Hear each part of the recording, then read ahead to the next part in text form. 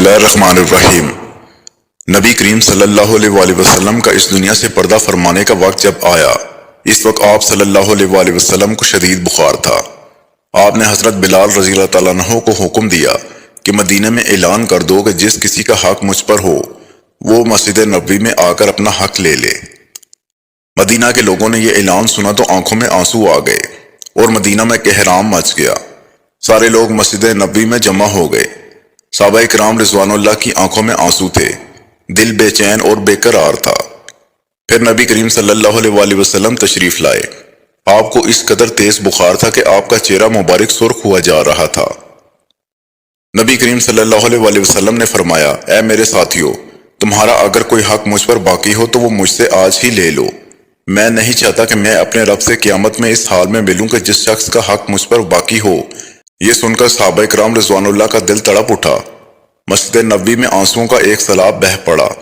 صحابہ رو رہے تھے لیکن زبان خاموش تھی کہ اب ہمارے آقا ہمارے ساتھ چھوڑ کر جا رہے ہیں۔ اپنے اصحاب کی یہ حالت دیکھ کر فرمایا، اے لوگو، ہر جاندار کو موت کا مزہ چکھنا ہے۔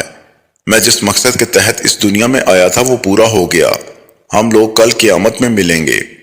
ایک صحابی کھڑے ہوئے، روایتوں میں ان کا نام عکاشہ آتا ہے۔ عرض کیا، یا رسول اللہ، میرا حق آپ پر باقی ہے۔ آپ جب جنگ احد کے لیے تشریف لے جا رہے تھے تو آپ کا کوڑا میری پیٹھ پر لگ گیا تھا، میں اس کا بدلہ لینا چاہتا ہوں۔ یہ سن کر حضرت عمر رضی اللہ تعالیٰ عنہ کھڑے ہو گئے اور کہا، کیا تم نبی کریم صلی اللہ علیہ وسلم سے بدلہ لوگے؟ کیا تم دیکھتے نہیں کہ آپ صلی اللہ علیہ وسلم بیمار ہیں؟ اگر بدلہ لینا ہی چاہتے ہو تو مجھے کوڑا مار لو، لیکن نبی کریم صلی اللہ علیہ وسلم سے بدلہ نہ لو۔ یہ سن کر آپ صلی اللہ علیہ وسلم نے فرمایا، اے عمر، اسے بدلہ لینے دو۔ اس کا حق ہے کہ اگر میں اس کا حق ادا نہ کیا تو اللہ کی بارگاہ میں کیا منہ دکھاؤں گا، اس لیے مجھے اس کا حق ادا کرنے دو۔ آپ نے کوڑا منگوایا اور حضرت عکاشہ کو دیا اور کہا کہ تم مجھے کوڑا مار کر اپنا بدلہ لے لو۔ صحابہ کرام رضوان اللہ یہ منظر دیکھ کر بے تحاشا رو رہے تھے۔ حضرت عکاشہ نے کہا کہ اے اللہ کے رسول، میری ننگی پیٹھ پر آپ کا کوڑا لگا تھا۔ یہ سن کر نبی کریم صلی اللہ علیہ وسلم نے اپنا کرتا مبارک اتار دیا اور کہا، لو تم میری پیٹھ پر کوڑا مار لو۔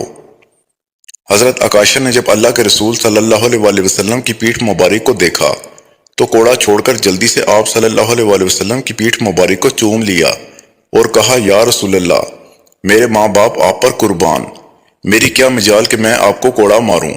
میں تو یہ چاہتا تھا کہ آپ کی مبارک پیٹھ پر لگی مہر نبوت کو چوم کر جنت کا حقدار بن جاؤں۔